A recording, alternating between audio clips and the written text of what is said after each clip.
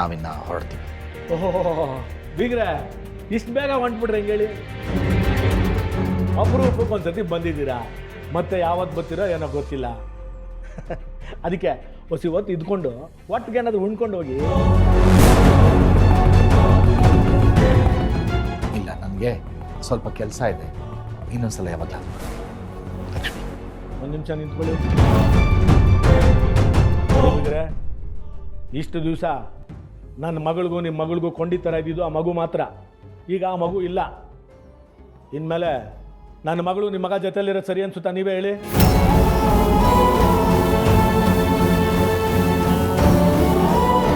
ಏನು ಹೇಳ್ತಿದ್ದೀರಾ ಬೀಗ್ರೆ? ನೋಡ್ರಿ, ನಿಮ್ಮ ಮಗ ಉದ್ಧಾರ ಆಗ್ತಾನೆ, ಅವನಿಗೆ ಜವಾಬ್ದಾರಿ ಬರ್ತದೆ ಅನ್ನೋ ನಂಬಿಕೆ ನಿಮಗೂ ಇಲ್ಲ, ನನ್ನ ಮಗಳಿಗೂ ಇಲ್ಲ, ನಮಗಂತೂ ಮೊದಲೇ ಇಲ್ಲ. ಅದಕ್ಕೆ ನಿಮ್ಮಿಂದ ನನಗೊಂದು ಸಹಾಯ ಆಗಬೇಕು.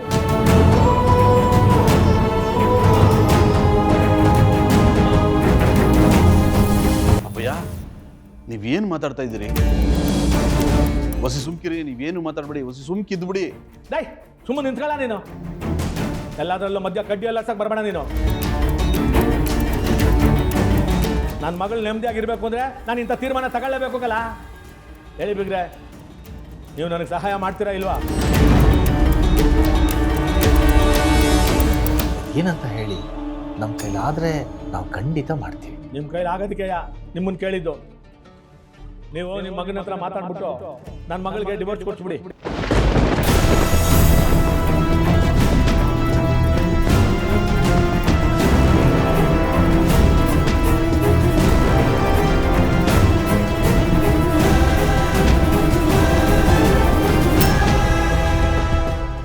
ಆಮೇಲೆ ನನ್ನ ಮಗಳಿಗೆ ಒಂದು ಒಳ್ಳೆ ಗಂಡು ನೋಡಿ ಮತ್ತೆ ಅವಳಿಗೆ ಮದುವೆ ಮಾಡಿ ಅವಳ ಜೀವನನ ನಾನು ಸರಿ ಮಾಡ್ತೀನಿ.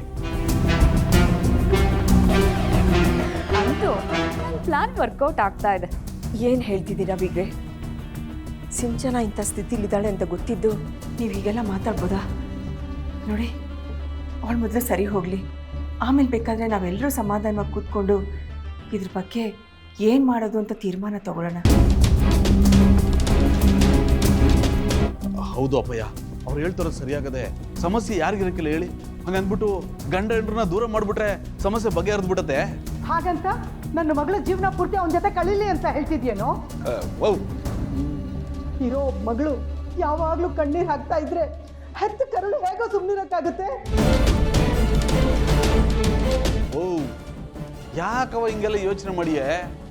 ಮೊದಲು ಸಿಂಚನ ಹುಷಾರಾಗ್ಲಿ, ಆಮೇಲೆ ಅದೆಲ್ಲ ಮಾತಾಡುಮ. ಲೈ, ಸುಮ್ಮನೆ ನಿಂತ್ಕೊಳ್ಳ. ಮಾತಾಡಕ್ಕೆ ಇನ್ನೇನೆಲ್ಲ ಉಳ್ಕೊಂಡೈತೆ? ಇವ್ರ ಮಗ ಮಾಡಿರೋ ಗಂಡಂದಾರಿ ಕೆಲ್ಸಕ್ಕೆ ಅವ್ನಿಗೆ ಕ್ಷಮೆನೇ ಇಲ್ಲಕಲ್ಲ. ಇವ್ರಿಗಂತೂ ಮಾನ ಮರ್ವಾದ ಇಲ್ಲ. ಅವ್ನ ಪರವಾಗಿ ಮಾತಾಡಕ್ ಬಂದವ್ರೆ, ಹಂಗಂತ ನನಗೂ ಮಾನ ಮರ್ವಾದ ಇಲ್ವೇನ್ಲ? ಈಗ ಬೇರೆ ಏನು ಉಳ್ಕೊಂಡಿಲ್ಲ. ಮಾತುಕತೆ ಮಾತಾಡೋದು ಅವೆಲ್ಲ ಏನಿಲ್ಲ. ಏನಿದ್ರು ಡೈವರ್ಸ್ ತಗೊಳ್ಳೋದು ಅಷ್ಟೇಯ.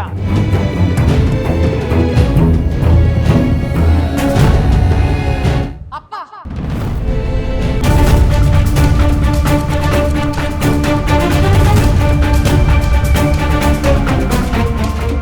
ಏನೇನೋ ಮಾತಾಡಬೇಡಿ. ಏನೇ ಮಾತಾಡಬೇಕಾದ್ರೂ ಮೊದಲು ನನ್ನ ಹತ್ರ ಮಾತಾಡಿ.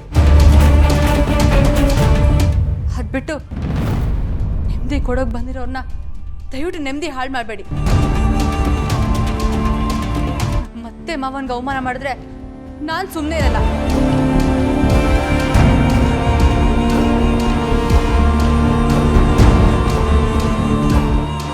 ಅತ್ತೆ, ಮಾವ, ದಯವಿಟ್ಟು ಬೇಜಾರು ಮಾಡ್ಕೊಳ್ಬೇಡಿ, ನನಗೆ ಕ್ಷಮಿಸಿ.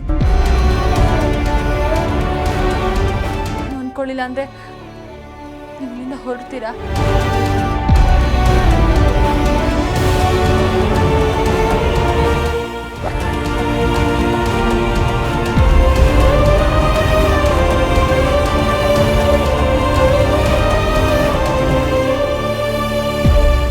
ಸರಿ, ನಮ್ಮತ್ತೆ ಮಾವ ಮನೆಗೆ ಬಂದಾಗ ಈ ಥರ ಅವಮಾನ ಮಾಡಿದ್ರೆ ಚೆನ್ನಾಗಿರೋದಿಲ್ಲ.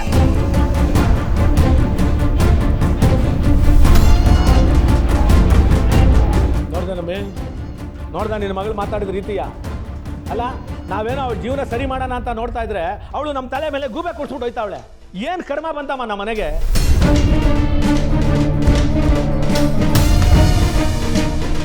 ಅಂತೂ ಅಪ್ಪ ಮಗಳ ನಡುವೆ ಬೆಂಕಿ ಹತ್ಕೋತು. ಇದಕ್ಕೆ ಸ್ವಲ್ಪ ತುಪ್ಪ ಸುರಿದ್ರೆ ಇನ್ನೂ ಚೆನ್ನಾಗಿರುತ್ತೆ. ಆ ಕೆಲಸನ ನಾನು ಮಾಡೇ ಮಾಡ್ತೀನಿ.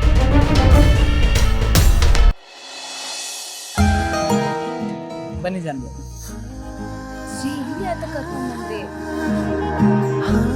ಜಾನ್ವಿ ಅವರೇ, ನನಗೆ ಗೊತ್ತು, ಜಗತ್ತಿನಲ್ಲಿ ಏನೇ ಆಗಿದ್ರೂ ನಿಮ್ಮ ಮನಸ್ಸನ್ನು ಚೇಂಜ್ ಮಾಡೋಕ್ಕೆ ಸಾಧ್ಯ ಇರೋದು ಒಂದೇ ಒಂದಕ್ಕೆ, ಚಾಟ್ಸ್ಗೆ. ನಿಮ್ಮ ಮೂಡ್ ಸ್ವಲ್ಪ ಲೈಟನ್ನಾಗಲಿ ಅಂತ ಇಲ್ಲಿ ಕರ್ಕೊಂಡು ಬಂದೆ. ನನಗೆ ಗೊತ್ತು ನಿಮಗೆ ನನ್ನ ಮೇಲೆ ಇನ್ನೂ ತುಂಬ ಬೇಜಾರಿದೆ ಅಂತ. ಆದರೆ ಏನು ಮಾಡಲಿ, ನನಗೆ ನಿಮ್ಮ ಮೇಲೆ ಇರೋದು ಪ್ರೀತಿಯ ಅತಿಯಾಗಿರ್ಬೋದು, ಆದರೆ ಪ್ರೀತಿನೇ ತಾನೆ. ಅದೇ ಅದಕ್ಕೆ ನಾನು ಯಾವಾಗಲೂ ನೀವು ನನ್ನ ಸಂತೋಷವಾಗಿರ್ಬೇಕು ಅಂತ ಬಯಸೋದು. ನಿಮ್ಗೆ ಜ್ಞಾಪಕ ಇದೆಯಾ, ಮೊದಲನೇ ಸರ್ತಿ ನಾವು ಔಟಿಂಗ್ ಹೋದಾಗ ನಾನು ನಿಮಗೆ ಪಾವ್ ಭಾಜಿ ಕೊಡಿಸಿದ್ದೆ. ಅದನ್ನ ಎಷ್ಟು ಖುಷಿಯಾಗಿ ಸಂತೋಷವಾಗಿ ತಿಂದಿದ್ರಿ ಅಂದರೆ ನನಗಿನ್ನೂ ಕಣ್ಣಿಗೆ ಕಟ್ಟದಾಗಿದೆ ನೋಡಿ.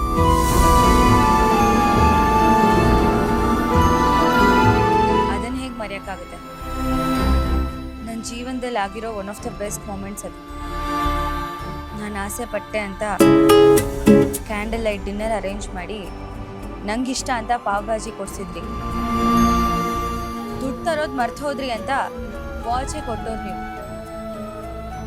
ಇವಾಗೇನು ಆ ಸೀನ್ನ ಮತ್ತೆ ರೀಕ್ರಿಯೇಟ್ ಮಾಡಬೇಕು ಅಂತ ಇದ್ದೀರಾ? ರೀಕ್ರಿಯೇಟ್ ಮಾಡಬೇಕು ಅಂತ ನನಗೆ ಮನಸ್ಸಿದ್ರು ಅದನ್ನು ಎಂಜಾಯ್ ಮಾಡೋ ಖುಷಿ ನಿಮಗಿಲ್ಲ. ಡೋಂಟ್ ವರಿ, ಇನ್ನು ಮುಂದೆ ನೀವು ನನ್ನ ಜೊತೆ ಇರೋವರೆಗೂ ಪ್ರತಿ ಕ್ಷಣನೂ ಅಷ್ಟು ಮೆಮೊರೇಬಲ್ ಆಗೇ ಇದೆ. That much I can promise. Anyway, ಈಗೇನು ಆರ್ಡರ್ ಮಾಡಲಿ? ಆಯ್ತು, ಮಸಾಲೆ ಪುರಿ ಸ್ವಲ್ಪ ಎಕ್ಸ್ಟ್ರಾ ಸ್ವೀಟ್. ಬನ್ನಿ.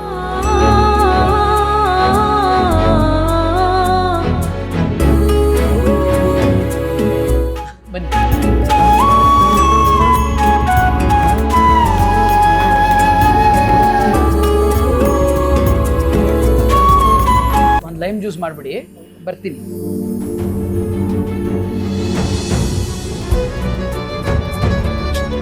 ಬಿಸಿ ಬಿಸಿ ಪಾನಿಪುರಿ ವಿತ್ ಎಕ್ಸ್ಟ್ರಾ ಸ್ವೀಟ್. ಒಂದು ನಿಮಿಷ, ನಾನೇ ತಿನ್ನಿಸ್ತೀನಿ. ಈ ಕ್ಷಣನೂ ರೊಮ್ಯಾಂಟಿಕ್ ಮಾಡೋ ಪವರು ನಿಮ್ಮೊಬ್ಬರಿಗೆ ಇರೋದು ನೋಡಿ. ನಾನೀಗ ರೊಮ್ಯಾಂಟಿಕ್ ಮೂಡ್ನಲ್ಲಿಲ್ಲ. ನಾನು ಬೇಜಾರಲ್ಲಿದ್ದೀನಿ ಅಂತ ಗೊತ್ತಿದ್ದಾನೆ. ಅದು ಅಲ್ಲದೆ ದೇವ್ರು ನನಗೆ 2 ಕೈ ಕೊಟ್ಟಿದ್ದಾನೆ. ನಾನೇ ತಿನ್ಕೋತೀನಿ.